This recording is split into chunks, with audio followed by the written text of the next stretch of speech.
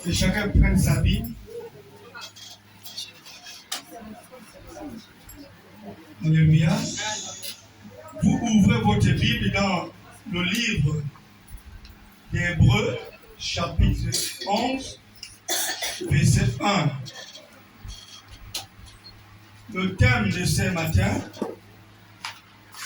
c'est un thème très spécial, le mystère de la foi.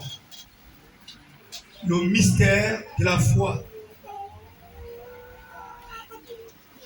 C'est-à-dire, qu'est-ce qui se cache derrière la foi? Je vous prie de vous lever. On va nous faire la lecture d'Hébreux 11, verset 1. Dans l'Épître aux Hébreux, chapitre 11, verset 1, selon la version Louis II. Or, la foi est une ferme assurance des choses qu'on espère, une démonstration de celles qu'on ne voit pas. Amen. Amen. Veuillez vous asseoir dans la présence du Seigneur. La Bible dit que la foi est une ferme assurance. Alléluia. De choses qu'on espère et une démonstration de celles qu'on ne voit pas. Voici ce que l'apôtre Paul veut partager avec nous sur ce qui concerne la foi. Alléluia. La foi est écrite en 3 lettres. En 3 lettres. Ces 3 lettres, chacune d'elles a une explication et chaque explication nous amène à rentrer dans le mystère de la foi ou à découvrir ce qui est caché derrière la foi. La première lettre, c'est F. Le F représente la force. La force. Une personne forte est une personne puissante. Une personne forte, c'est aussi une personne en bonne santé. Une personne forte, c'est une personne qu'on ne peut pas terrasser ou que son adversaire ne peut pas terrasser.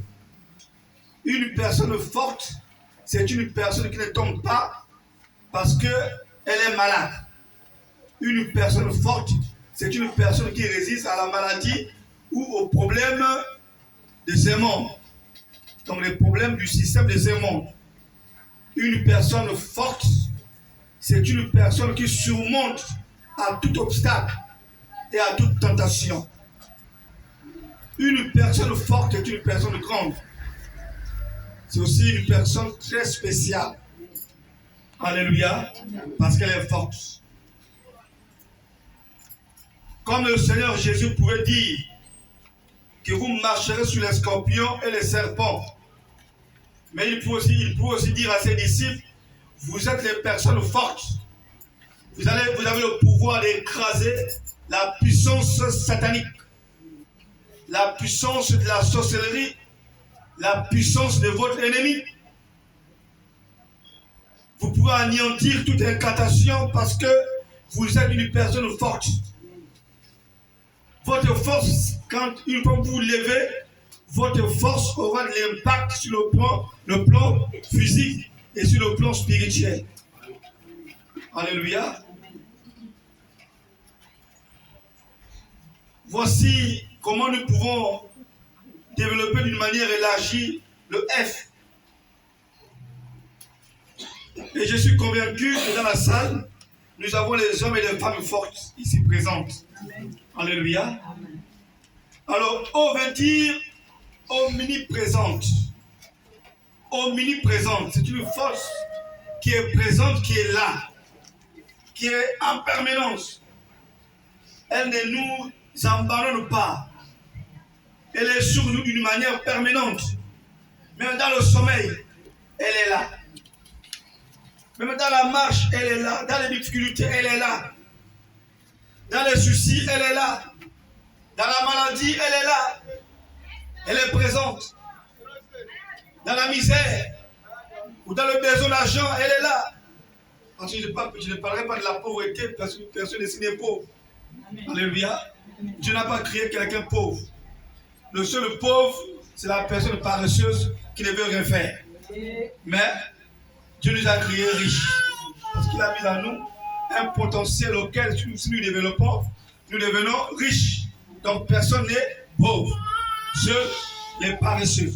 Donc, cette force, elle est là d'une manière permanente. Donc, c'est-à-dire que lorsque nous avons un problème, sur le champ, la force qui est en nous surgit et nous amène à combattre le problème. Elle nous amène à surmonter le problème. Elle nous amène à nous lever, même si on a la douleur quelque part. Mais grâce à cette force qui est permanente, on se lève et on commence à sauter. Alléluia. Et quand on se lève et on commence à sauter, alors on reçoit quelque chose d'extraordinaire qui est caché derrière. C'est la guérison ou le miracle. C'est cette force qui amène l'homme qui était paralysé, qui avait reçu un nom à cause de sa situation, la belle porte. Dans Actes des Apôtres, chapitre 3. C'est grâce à cette force qui était permanente qu'il s'est levé et a commencé à sauter. Et pendant qu'il sautait, alors ses os, les os de ses pieds commençaient à recevoir la guérison. Alléluia. La Bible déclare qu'il a été guéri. Est-ce qu'on en sent? Amen. Voici une explication sur le haut. C'est une force omniprésente. Est-ce qu'on en sent? Amen. Le I veut dire individuel. Bien que c'est une force qui est présente d'une manière permanente en nous, mais cette force est individuelle. Même si vous aimez votre époux ou votre épouse, même si vous aimez votre enfant, vous ne pouvez pas partager cette force-là à la personne que vous aimez. Elle est personnelle et elle est individuelle. Alléluia. Elle est en vous, c'est votre force. Vous ne pouvez pas partager ou la transmettre comme héritage à quelqu'un ou à un membre de votre famille. Alléluia. Voici quelques explications sur le mot foi. La foi en toilette. Voici le mystère qui se cache derrière la foi. Cette force vous amène à poser les actions pour la gloire du Seigneur. Les actions que nous pouvons dire, ou les actes que nous pouvons dire, les actes impossibles. Impossibles. Auxquels si les païens nous voient en train de poser un tel acte, leur première réaction, c'est que nous sommes folles ou nous sommes faux. Parce qu'on ne peut pas comprendre que cet homme ou cette femme prend autant d'argent, donne à l'église pour l'homme de Dieu. On ne peut pas comprendre que cette femme ou cet homme paye un véhicule et le met à la disposition de l'œuvre de Dieu.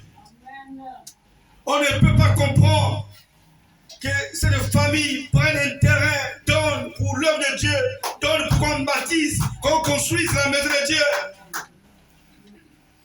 Cette personne est folle. Cette personne est folle. Cette personne est malade. Ça, c'est le raisonnement des païens. Même parfois, même les frères et sœurs en Christ ont ce même raisonnement-là. Dès qu'ils prient avec nous, mais ils raisonnent que moi, je ne peux pas poser un tel acte. Oh, la réponse est simple. Si vous savez ce qui habite en moi, si vous savez ce que j'ai reçu une force omniprésente et individuelle. Si je pouvais vous la partager, vous ferez comme moi. Amen. Alléluia. Amen. Je bénis le Seigneur et je le remercie ce matin. Aujourd'hui, au sein de notre communauté, on a eu beaucoup de frères et de sœurs qui ont été utilisés par cette force, qui ont participé à l'œuvre du Seigneur. Notre terrain de la paroisse cette année de Léconie, j'étais un peu surpris de voir l'ancien et son épouse me dire: nous allons payer un terrain pour que l'église, pour que les femmes soient installées à Léconie. Un bon matin, il m'appelle. Nous avons payé le terrain pour l'église. Quelle force extraordinaire. Ce monsieur est père d'une grande famille.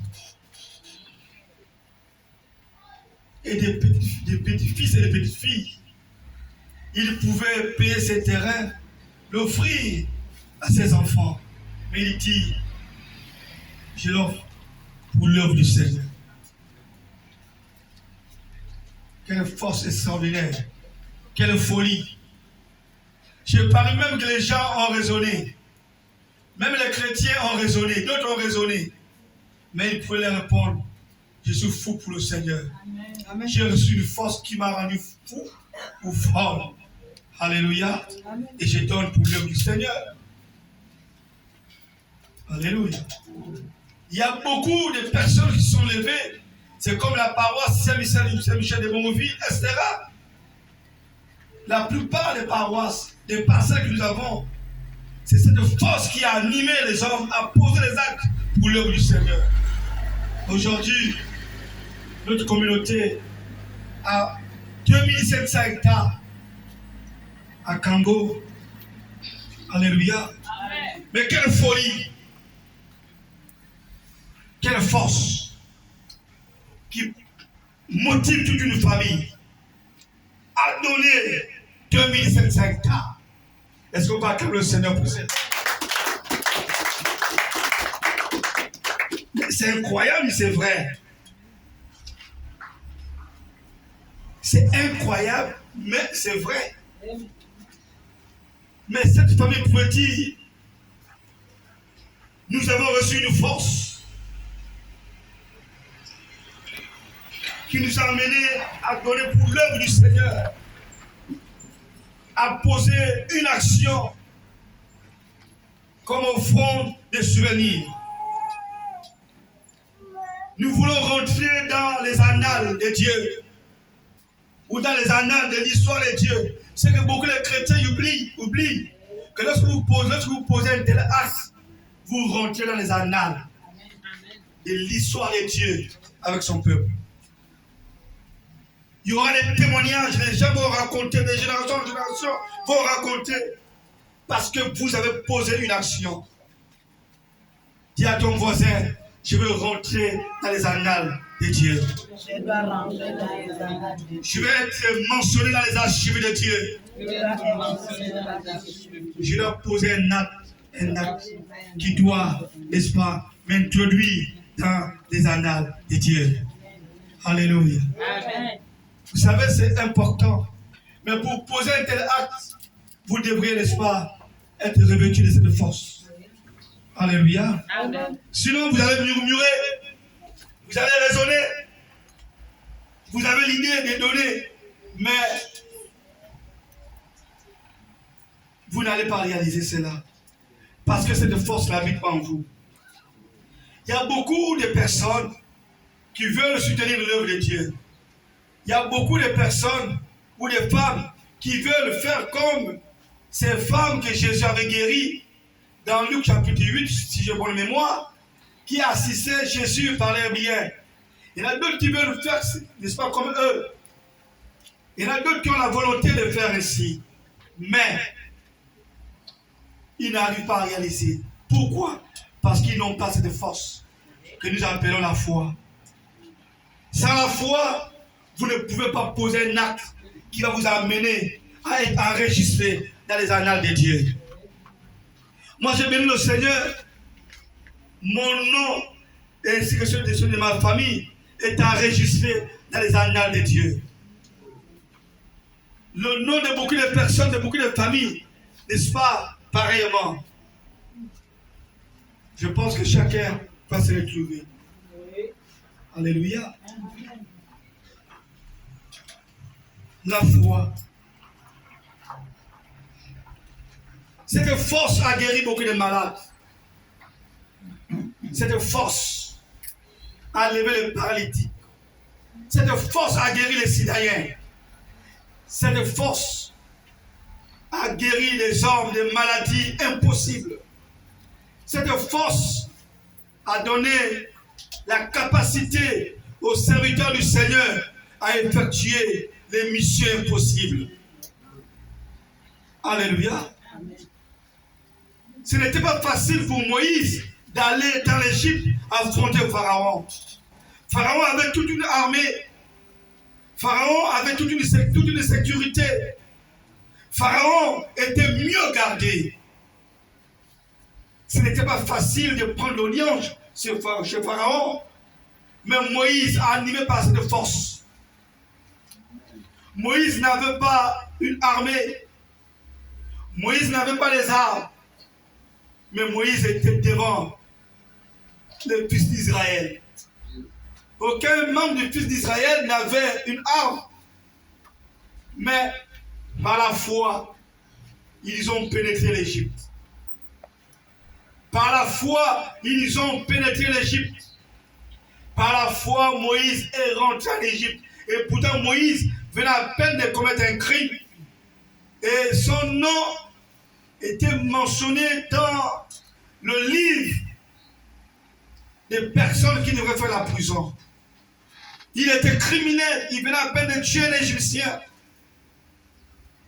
Moïse dit, je dois retourner en Égypte. Parce que j'ai la foi. Le Dieu qui s'est révélé à moi, qui m'a demandé de retourner en Égypte, il m'a revêtu de cette force. Je crois et je crois fermement que je vais rentrer dans l'Égypte sans problème et je vais ressortir sans problème. C'est cette force dans l'Égypte, dans le palais royal, qui avale les serpents des magiciens égyptiens.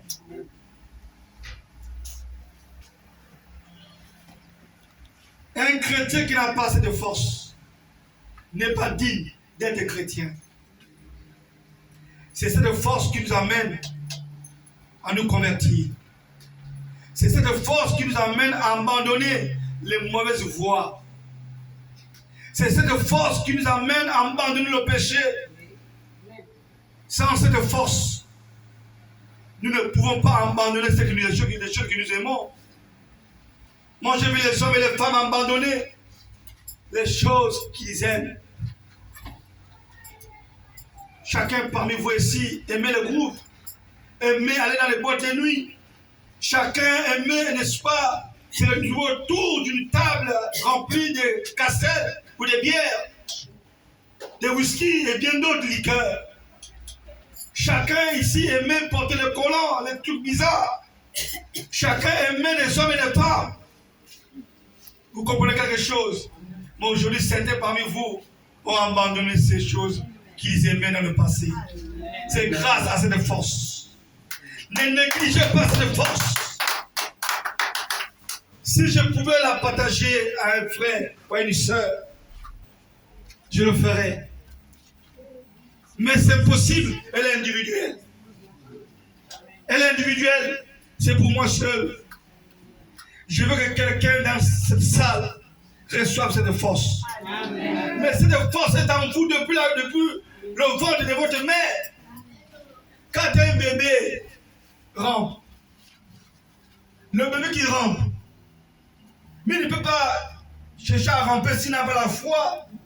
Vous comprenez quelque chose? Prenez un enfant, vous le laissez même un micro devant. Mais il va faire l'effort pour vouloir toucher le micro.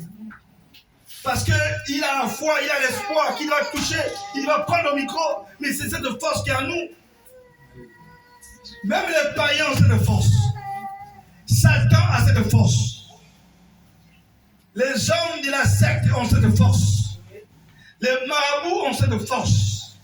Cette force, on ne peut pas être dans le monde spirituel. On ne peut pas, n'est-ce pas, combattre le monde spirituel si on n'a pas cette force. Cette force nous amène dans le monde des esprits. Vous croyez ce que vous ne voyez pas. Nous croyons que Satan existe. Nous croyons que les esprits mauvais existent. C'est grâce à cette force. Vous comprenez quelque chose? Nous croyons que tout ce qui existe, c'est Dieu qui a créé. C'est grâce à cette force. Nous croyons que nous avons la vie éternelle après la mort. C'est grâce à cette force. Nous croyons qu'en mettant en pratique la parole de Dieu, nous serons guéris et délivrés. Sans prendre aucun comprimé, on serait guéris. C'est grâce à cette force. Même les païens ont cette force.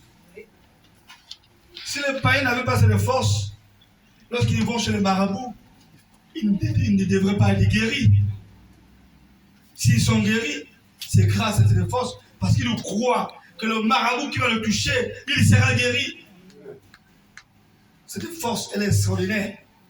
Mais la question qu'on se pose, sur quoi vous avez orienté cette force qui est en vous? C'est là le véritable problème. Sur quoi vous avez orienté cette force qui est en vous? Cette force s'oriente. Cette force, si vous l'utilisez mal, vous allez faire le mal. Si vous l'utilisez mal, vous serez élevé dans le monde de la sorcellerie. Si vous l'utilisez mal, vous allez combattre et détruire la vie de beaucoup d'êtres humains. Amen. Même de vos frères et sœurs en Christ. Amen. Si vous l'utilisez mal, vous allez tuer les vies. Même vos collègues. Sans faire les pratiques de la sorcellerie. Rien que par votre parole, vous allez déstabiliser beaucoup de vies. Oui. Ce que vous allez libérer, accompagné de cette force, va s'accomplir dans la vie de la personne que vous avez libérée, une telle parole. Voici pourquoi il est déconseillé aux pères et aux mères de famille de traiter leurs enfants de bêtes ou de maboules ou de pauvres. Quand vous traitez votre enfant de maboules ou de bêtes, si cette parole est accompagnée de cette force, votre enfant serait maboule et bête. Il ne peut pas réussir à l'école. Et après on accuse le sorcier. Non, ce n'est pas le sorcier. Rappelez-vous de la parole que vous avez libérée sur votre enfant. Je ne crois plus qu'un sorcier peut encore embouter un chrétien. Je ne crois pas. La puissance satanique n'a plus le pouvoir sur tous ceux qui croient en Jésus, sur tous ceux qui ont reçu Jésus-Christ comme Seigneur et Sauveur. Amen. Elle a le pouvoir sur les personnes qui ne croient pas en Jésus, sur les personnes qui n'ont pas reçu Jésus-Christ comme Seigneur et Sauveur. Mais pourquoi les chrétiens, les enfants des chrétiens ou des chrétiennes, pourquoi les chrétiens ont des problèmes? Les chrétiens ont des problèmes à cause de ce qui sort de leur bouche. Voici un chrétien qui va dire, c'est ma maladie. Mais vous confessez la maladie, vous dites que c'est votre maladie. Si cette déclaration est accompagnée de cette force, elle sera votre maladie. Là où est le problème du sorcier? Le pauvre sorcier est en train de dormir. Le pauvre Satan est en train de dormir. Où est son problème? C'est toi-même, vous-même qui avez fait sortir la parole, que c'est ma maladie. C'est le mot de tête, même mot de tête, ça m'embête. Mais ça va toujours t'embêter parce que tu es le propre sorcier de ton corps. Amen. Vous oubliez que ce que vous faites sortir, et que si cette force est impliquée, ça va se matérialiser. Mais la foi, c'est ça. Tu as dit que moi, pour avoir un enfant ou avoir un mari, ou, n'est-ce pas, pour Dieu que je travaille. Ah bon? D'accord? Vous avez confessé. Maintenant, si vous ne travaillez pas, vous n'aurez pas un mari, vous n'aurez pas un enfant. Pour que vous ayez un mari ou un enfant, vous devrez travailler. Alléluia. Donc, il faut attendre le jour que vous allez travailler pour avoir un enfant, ou, n'est-ce pas, avoir un mari. Le chrétien oublie qu'il a reçu une force très spéciale. Vous savez, lorsque vous partez à l'hôpital, le médecin va vous dire que vous êtes malade ou vous avez le sida. Du coup, vous êtes désorienté, vous êtes perdu. Parce qu'on vous a appris que le sida tue, il n'y a pas un médicament. Donc, pour vous, vous voyez la mort. En état déséquilibré, c'est les forces qui en vous disparaissent.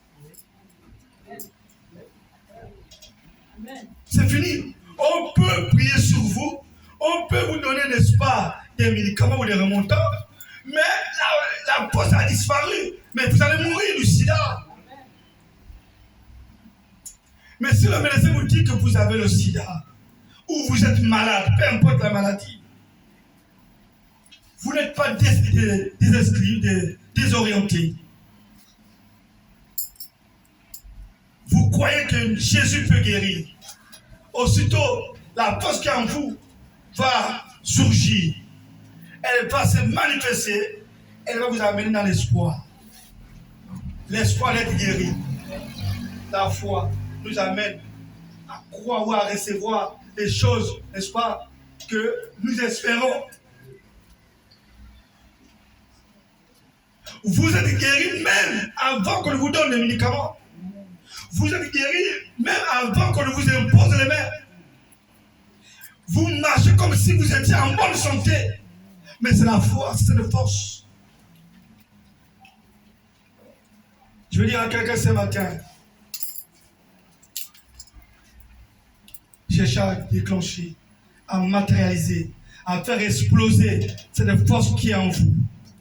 La foi. Faites-la exploser. Sur quoi vous l'avez orienté? Si vous l'orientez dans le monde de la sorcellerie, comme je disais, vous serez le plus grand sorcier du monde, ou de votre famille.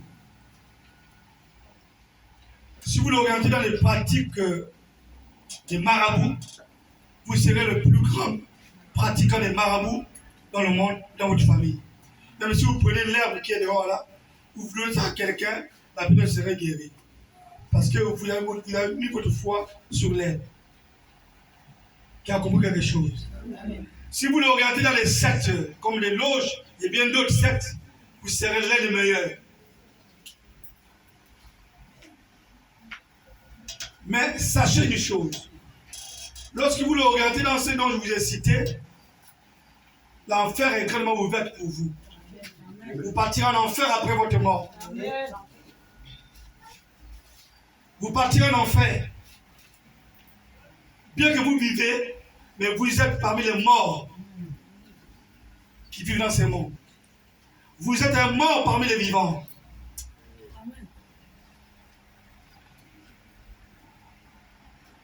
Beaucoup de foyers ont été déstabilisés à cause de cette force. Surtout les femmes.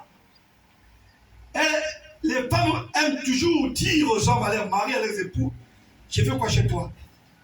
Tu me fais souffrir. Quand tu l'as dépassé, je fais quoi chez toi? Tu me fais souffrir. Quelle souffrance! Confessez. Mais quand tu confesses comme ça, La force accompagne. Le pauvre n'a pas les intentions de vous faire souffrir. Mais vous avez confessé parce qu'il y a une petite erreur. Alors, ça va se matérialiser. Et il va vous faire souffrir. Parce que vous croyez, vous avez confessé. Et cette force va le booster à vous faire souffrir. Si tu ne l'acclames pas, les hommes vont acclamer. Oui, la plupart des stabilités dans le foyer, c'est dû à cela, aux paroles que vous confessez. Vous êtes avec un homme. Tu es l'homme de ma vie, il t'a pas encore épousé. C'est encore copain. Et tu commences à te libérer. Tu es l'homme de ma vie. Tu es mon cœur. Mais une fois que vous vous séparez, la parole va t'accompagner. Vous avez confessé qu'il est l'homme de votre vie. Mais vous l'aurez plein d'autres hommes. C'est bien lui l'homme de votre vie, même s'il est ailleurs, même si vous êtes ensemble, il y a une autre femme. Mais il est l'homme de votre vie. Physiquement, il n'est plus. Mais spirituellement, il est là. Il va faire fuir tous les hommes qui viendront vous épouser. Tu peux dire amen. Amen. C'est une vérité. Tu es la femme de ma vie. C'est encore ta copine. Et même pas l'alliance. Vous ne connaissez pas l'avenir. On confesse l'homme de ma vie ou la femme de ma vie lorsqu'on porte l'alliance, lorsqu'il vous a épousé. Ça c'est dans le programme de mariage. Mais vous confessez comme ça. Mais ça vous refuse. Mais monsieur, mon frère, tu vas rester sans femme. Hein? Toutes les filles qui viennent vers vous vont voir la présence d'une femme à votre côté à cause de la parole que vous avez libérée, accompagnée par cette force. Vous comprenez quelque chose? Il faut faire très attention. Chaque être humain a cette force. Même les animaux, toute créature que Dieu a créée à la fois. Pour que l'âme pousse, il y a d'abord l'espoir. Vous comprenez quelque chose? Toute créature que Dieu a créée à la fois. Qui comprend quelque chose. Nous parlons du mystère de la foi. On dépouille ce qui est caché derrière la foi. Ce que la foi est capable de nous faire.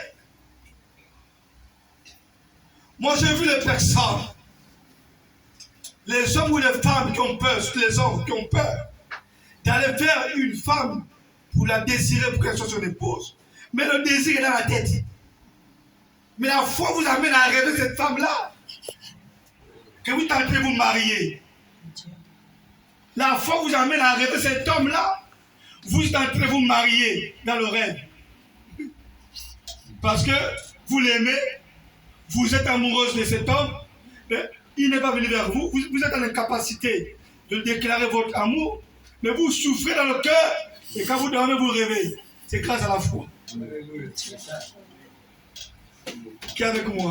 On est en train de dépouiller la foi. Et quand vous rêvez, après rêver, oh Dieu m'a dit que tu es mon épouse, oh tu es mon homme, mais quel est Dieu? Ça, c'est pas le Dieu. Ça, parce que vous m'aimez, mais vous êtes capable de venir vers moi et vous rêvez. Vous aimez une femme, vous êtes capable d'aller vers lui, vers elle, mais vous rêvez. Mais ces rêves-là, parfois c'est la réalité. Vous sortez en vampire. C'est clair. Vous sortez en vampire. Quand vous sortez en vampire, votre esprit et son esprit se croisent. Et vous faites l'acte interdit dans le rêve. Tu as compris quelque chose? Tout ensemble. C'est déjà imagine tout, même la parenthèse. Nous tous, on était enfants. Hein? N'est-ce pas? on a fait la vie. Je suis sûr qu'il y a des gens, ou des femmes, ou des hommes, quand on était sur le banc de l'école, on est amoureux de la fille ou de la femme. On est incapable d'aller vers elle. Quand on va dormir, on rêve qu'on est ensemble, on a été dormi, non? C'est pas ça, on rêve. Ça, c'est le vampire. C'est une vérité. Vous êtes en vampire et vous êtes avec elle. Voici ce que la foi est capable de faire.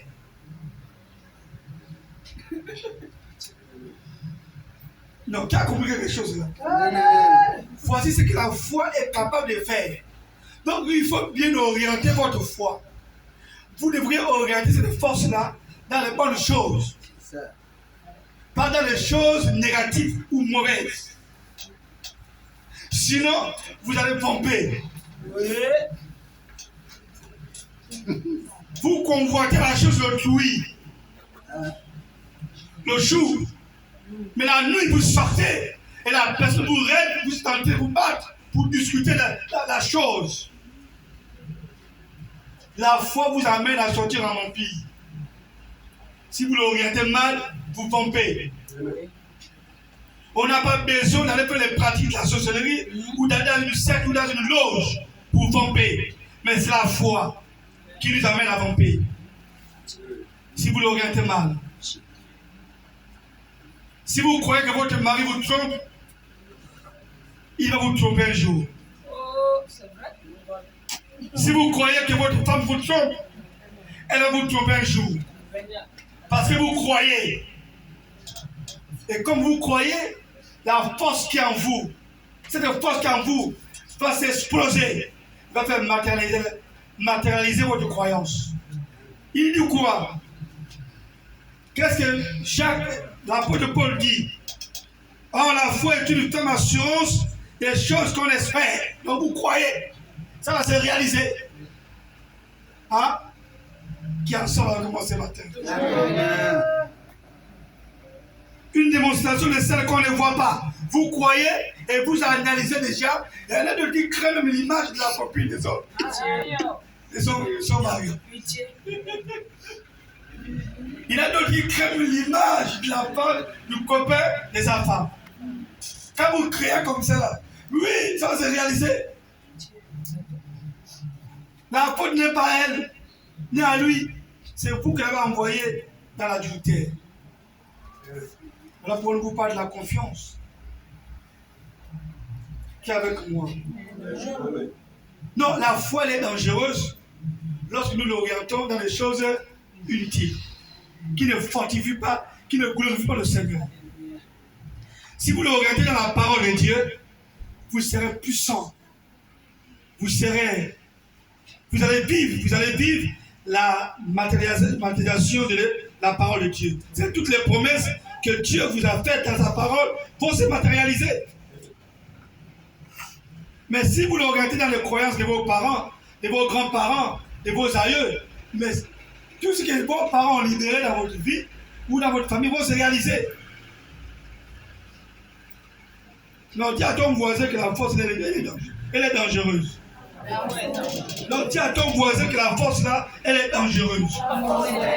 C'est un couteau à double tranchant. Donc je dois bien l'utiliser de peur que je me blesse. C'est une vérité, mes frères et sœurs. Mes fils dans la foi. On épouse le mystère de la foi.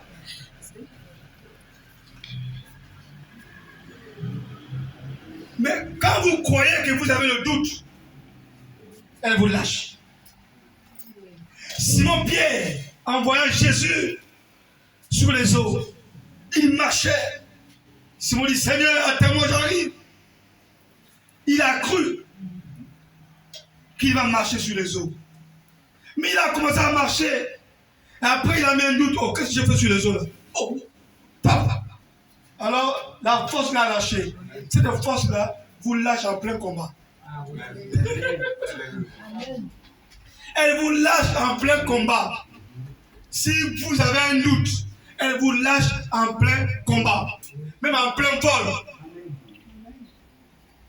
Cette force a une arme très puissante qui la combat, qui la désoriente, qui la anéantit. Bien que c'est une force, mais il y a une arme très puissante qui anéantit cette force en vous, c'est le doute. Le doute aussi est une force, c'est une arme que Satan utilise pour combattre les hommes et les femmes de la foi. C'est une arme puissante, vous voyez. La foi est une arme que Dieu a mise en nous. Cette arme est universelle. Même les païens ont cette arme. Elle est universelle. Mais le doute n'est pas universel. C'est une arme puissante que Satan utilise pour combattre les hommes et les femmes de foi. Qui est avec nous? Amen. Vous allez comprendre que la foi, il y a beaucoup de mystères. Si on se met à développer et à rentrer dans la profondeur de ce qui se cache derrière la foi, on va faire au moins 5 heures de temps.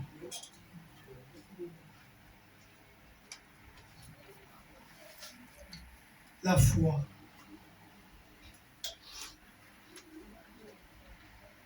Si vous l'orientez dans le mensonge, vous serez un expert menteur.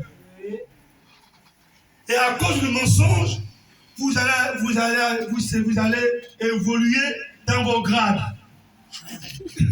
Moi, j'ai vu les gens qui ont été décorés à cause du mensonge. Qui ont eu les promotions dans le cadre professionnel à cause du mensonge. Il ment. Il ment. Mais, au jour de votre mort, vous serez en enfer. La foi, ça dépend de là où vous l'orientez. Ça dépend. Si vous l'orientez dans le mensonge, vous serez un expert. Si vous l'orientez dans la vérité, vous serez un expert. Vous comprenez quelque chose là? C'est la foi. Moi, j'ai vu les mamans faire la beauté, elles prennent tout son temps. C'est la foi. Elles va être belle. Hein? Alors, c'est la foi. Amenez la femme au salon. C'est tout un. C'est-à-dire qu'il faut être patient. Et plus grave, c'est la foi qui amène à cette femme de changer de couleur. Elle prend tout son temps pour frotter. À vous charabia, c'est ça là. C'est quoi? Quelle crème là? Elle frotte. Tu sais, c'est qu'elle sera jolie. Quelle foi! Ça, c'est la foi qui change le teint. La foi qui vous amène à corriger Dieu.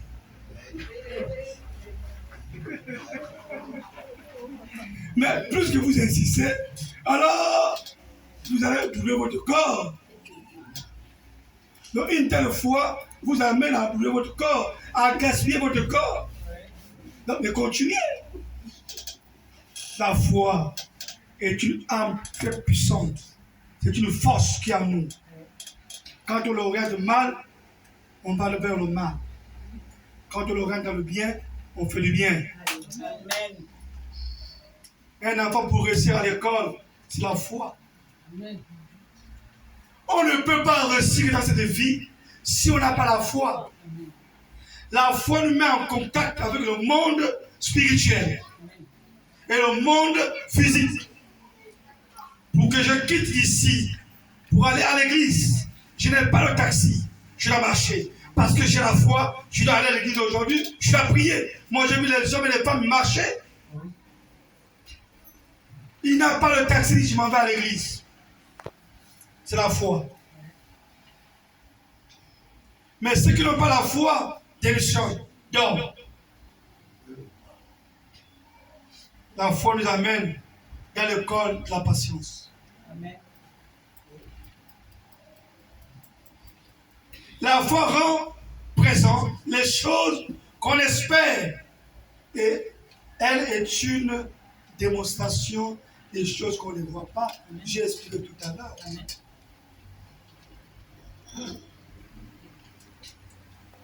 Vous avez la foi un jour d'aller en Europe.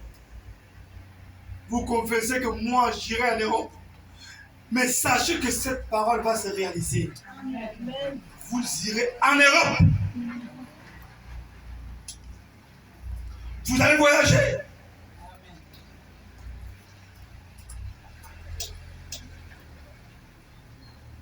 Vous comprenez quelque chose? Non, si dans la salle, il y a des femmes et des hommes qui ont été les enfants, les bêtes de ma boule, retirez cette parole. Vous retirez cela ce soir à la maison. Je dis, mon fils, ma fille, je te bénis. Je retire la parole que j'avais libérée dans ta vie. Je libère une parole de vie. Tu vas réussir dans tes études. Tu seras une femme au foyer. Tu seras heureuse et heureux dans ta vie. Amen. Non, libérez, changez les choses. Hier, vous avez libéré ces choses, c'était telles paroles, dans l'ignorance. Mais aujourd'hui, le Seigneur vous a ouvert les yeux. Sinon, vous voyez chez nous en Batéké, on dit que l'enfant sur le champ. L'enfant sur le champ. Vous l'entretenez, vous déboussez, tout vous plantez, le champ vous nourrit. Vous livrez les bonnes choses sur votre enfant. Vous occupez de votre enfant. Quand il va travailler là, il va vous nourrir. Je vais commencer à manger l'argent de mes enfants. Je vous assure, je vais commencer à manger l'argent de mes fils. C'est une vérité. Et ce sont mes amis. Quand je suis fauché, je dis écoute, envoie-moi temps. Même ceux qui sont sur le banc de l'école, oh papa, je dis on va voir. Parfois j'essaye. Mais il envoie. Mais là, tu vas libérer une parole de malédiction sur un champ qui va les nourrir demain quand tu seras vieux. C'est pas insensé. Nous grandissons, on vieillit. Après, on va arriver un temps où on n'aura plus la force d'aller au travail. On aura besoin d'un chauffeur. Mais si votre enfant n'a pas réussi, comment il va vous prendre un chauffeur ou il va vous donner un véhicule pour vous amener où vous voulez aller? Mais pourquoi libérer de telles paroles? Non, récupérez ces paroles-là. Alors l'onction me révèle que beaucoup vous avez libéré cela sur vos enfants. Il y a eu une dame dans la salle qui a libéré ça sur son fils. Un beau petit garçon très clair. Vous libérez une telle parole, mais c'est dangereux. Ce n'est pas le sorcier, c'est vous-même la sorcière, c'est vous-même le sorcier, parce que vous avez mal organisé votre foi. Tu as compris quelque chose? Amen. La foi, le mystère de la foi.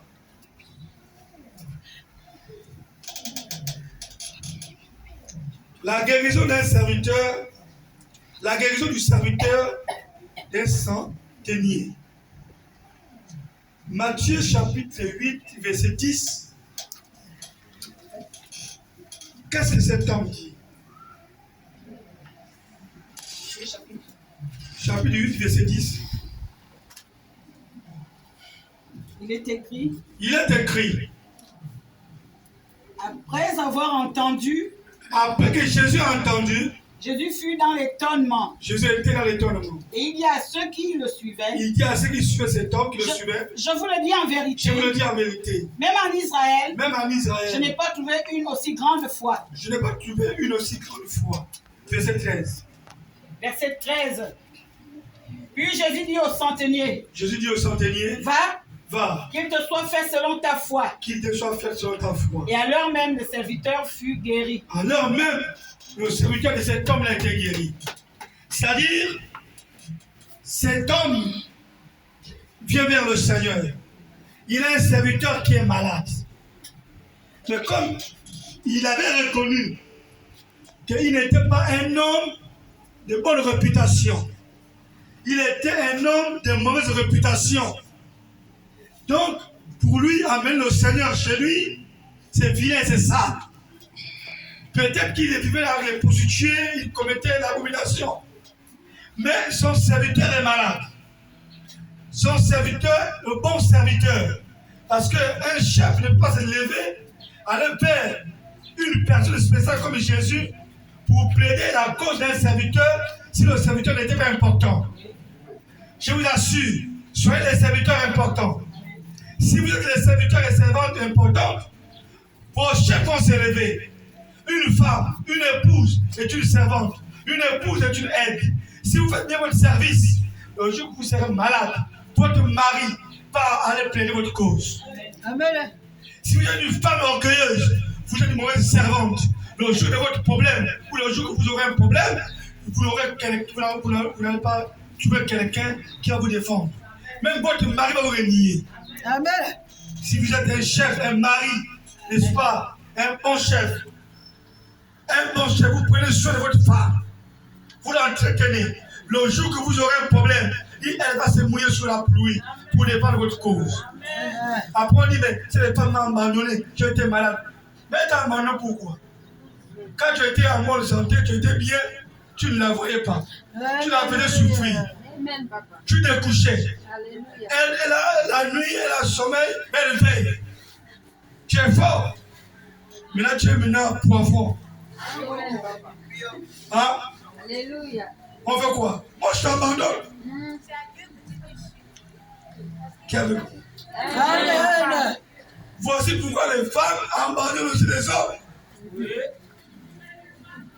Quand tu étais bien, tu ne voyais pas la femme. Tu l'as abandonné, tu découchais, tu avais les copines. Mais là, tu es malade, on fait quoi? Appelle tes copines, ils vont venir t'entretenir. Moi, je passe. Alléluia. Mon homme là m'a abandonné. J'ai souffert que cet homme-là, j'ai souffert. Mais t'as abandonné pourquoi? Au temps de la souffrance, tu étais orgueilleuse, tu étais une femme indisciplinée. Une femme rebelle. Quand il te disait de faire ceci, tu boudais. Voilà. Mais là, il est maintenant bien fait quoi? Il va chercher une femme qui est obéissante. Amen. Tu pars. Et tu n'as pas l'amour. Amen. Est-ce qu'on en sent? Amen. Non. Cet homme, son serviteur était malade. Alors, qu'est-ce qui s'est passé? Il est allé voir le maître. Qu'est-ce qu'il dit au maître?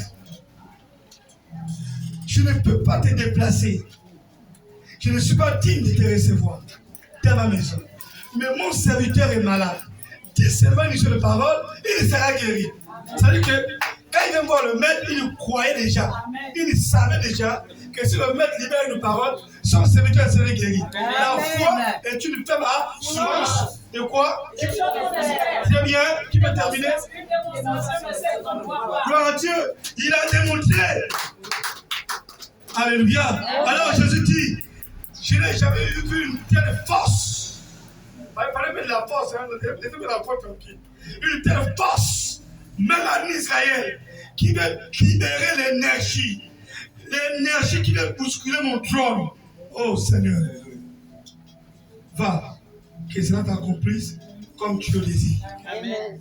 Quand il retourne, son serviteur est guéri. Qui a accompli quelque chose. Amen. La foi. Si vous l'utilisez mal, vous allez mourir. Si vous l'utilisez bien, vous allez vivre. Croyez. Qu'elle soit fondée sur la parole de Dieu. Mettez votre foi sur la doctrine de Christ et sur la parole de Dieu. Ne mettez pas votre foi sur les choses inutiles.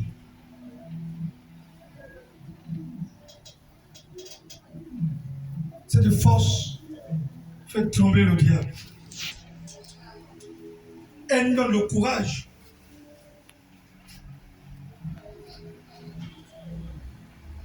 Elle donne le courage. Là où les hommes ont peur, vous traversez. Amen. Amen. Même au milieu des cimetières. Oui. Mais si vous avez le doute au milieu du cimetière, les fantômes vont se réveiller. Ils vont vous effrayer. Mais si vous traversez le cimetière avec la foi, que rien ne va vous arriver, Oui.